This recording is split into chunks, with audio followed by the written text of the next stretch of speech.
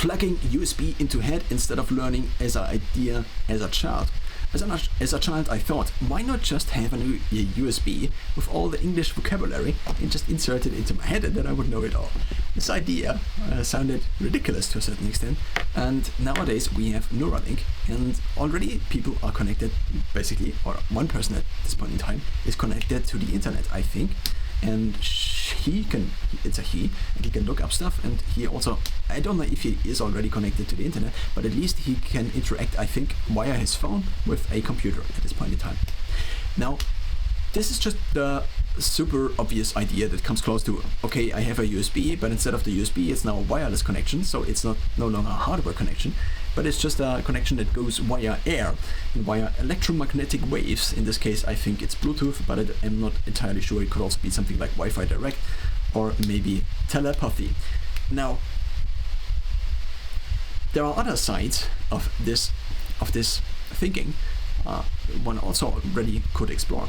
And what I have been recently been thinking about, also as I already have been thinking this, and I have been using Copilot recently, a little bit more again, is that in Copilot there are now these plugins which are available. So for those who don't know, Copilot is the version of ChatGPT that runs basically with Microsoft.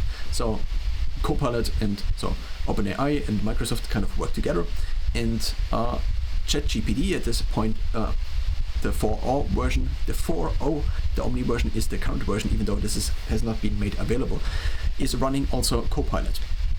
So the 4 Turbo version is at this point in time running Copilot. And so in Copilot there are now a couple of plugins which you can access.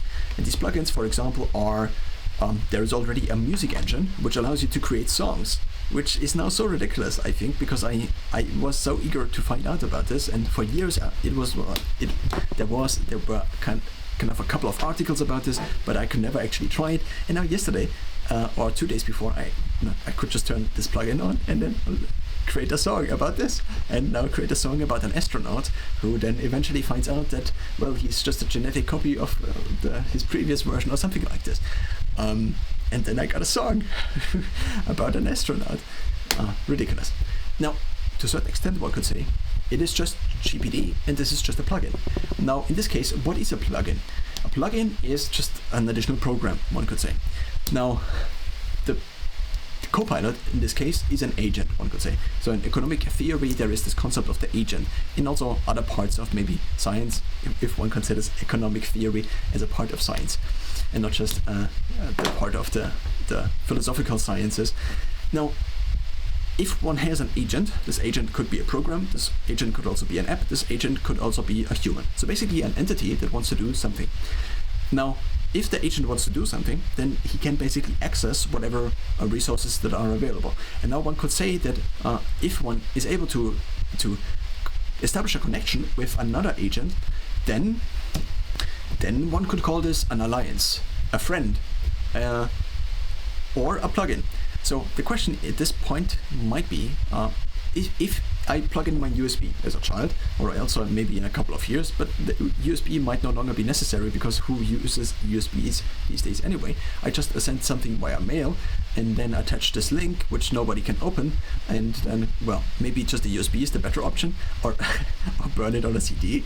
Now, I did not have diskettes in my, I think it is diskettes in English, discs, I don't know what the proper word for this is, but the thing that came before the CD as the medium, these other things. Now, going back to the USB example, and also going back to the wireless example with Neuralink, the question now increasingly, I think, becomes, also for me, what are the different tools? One could also call this tools if the other thing is not necessarily an agent, but just something on the minor side of an agent, a minor agent, one could also say. Then, if I am using these tools, and the more I rely on these tools, and I have activated these plugins, similar to how I have all of these browser extensions activated, and without them, I would not be able to run my normal workflow. Now, what then is a plugin? What then is a tool? And to which extent am I already relying on many of these plugins or tools? And then also, what in my life that I'm already using is kind of like a plugin. So if instead of ChatGPT, I am actually the agent, what tools am I using? So I'm using, for example, a notebook, which is the kind of main interface I use to interface with, well, my notebook and the computing system on there. And what also has been a thought that has been recently I had is that I interact with this world, this digital world, mostly just in 2D. So basically there were humans that lived mostly in 3D, and then for this very short period, which might be only the short period after which one or human civilization might get these 3D interacting environments, like the Apple Vision Pro, and then you can zoom in and out of things. But for this very short period, people just stood or sat in front of computers and looked at 2D screens, and then worked for maybe 8 hours a day in this 2D environment, instead of having the richer environment, which also allows for probably lots of other things, like fine-tuning, for example, for 3D gestures instead of 2D gestures on a screen on Zoom. Now, one plugin is therefore my notebook. Another plugin would be my phone. Additionally, now I rely more and more on things that are not necessarily, that are also a plugin. One could also see them as a plugin, but I am actually more and more relying on these. And so I'm actually more and more able to not have a similar life flow or workflow without them. So, for example, in this morning, I actually took a look at, I felt very regenerated up to the point where I just wanted to run, not sporadically, but just out of thin air, one could say. I was like, my body was beginning to hype up as if for a run, but I had no run planned, so I did then resistance training instead in the morning, my usual workout. But I then figured maybe in the last couple of weeks I actually went on an overarching regeneration trend. And then I figured, how could I potentially test this hypothesis I had? So in the past I would then write down and I would try to find a common thread along multiple events, and maybe in this workout I did a little bit better, and then maybe because I ate this and maybe I had 10 grams less carbs, and then this happened and my sleep quality was slightly better. What I now can do instead is I can take a look at my body fat over the last couple of days, also my weight, and I can also take a look at my HRV. And then as I took a look at my HRV, and as I saw, it had been peaking a couple of weeks ago, and then it had been going down, and now as of today it basically went again over the threshold of 102 milliseconds overnight average over the last night.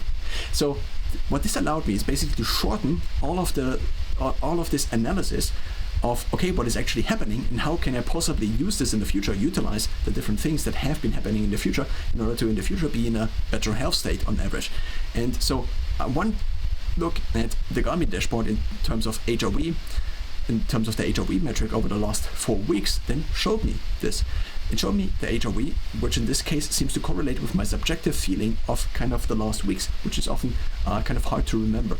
And so I'm relying to a certain extent on a health dashboard more and more, and I'm also trying to pursue this idea of the health dashboard in order to possibly automate lots of things and automate them to an algorithm with, for example, Insight Tracker. I got my blood tested, which then gave me food recommendations, which I now have tried to implement. So I took the food recommendations that were available in a powder form. So this was the kind of bottleneck approach I took, and now I can have this in a meal shake in the morning, or as the second meal, or maybe also the third meal sometimes, and then I can have this and continue to continue my workflow, or continue more my workflow, as if I otherwise would interrupt it too much with eating. And part of these meal shakes are actually recommendations that are now kind of algorithmic and also based on the database of the people that uploaded blood data to Insight Tracker and then tested this and then made an additional blood test in order to see whether this improved. And so one could also see this as a plugin. And so this idea of me as a child and plugging in basically the English language, I kind of have it available. I kind of now obviously this is now also still in the infancy phase. I still cannot just double tap or something like this on my Galaxy Watch and then get an actual response that would help me in conversation and would not be weird, because it would just take way too long. The same is true with the phone. As soon as I get the phone out and then the dictionary, I mean, I had at this point in time one interaction with somebody who spoke Arabic, I think, and we interacted via Google basically the Google speech engine, which then interacted kind of very slowly, and then this and this, but it also took away from, I think, the communication and from the actual conversation. And maybe it would have been, at least on my side, I think I should have maybe invested more into this conversation and not rely on this, okay, I just say this in my normal language and it then translates it. So if something like this becomes available, and if the person who has the Neuralink installed just now has a dictionary, and maybe instead of this, maybe has a voice box installed, but of course this would be a big step. But maybe instead what he also could just have is one of these newer devices which also have language models running on them. There is this one thing which attaches to this, to here, basically the chest. One could also think of this, the smartwatch potentially. One could also think of, I don't know, in-ear speakers, which would also then have a speaker on the outside, which would then kind of replace the voice, and would also now, because this is also already kind of available, that one could imitate their own voice.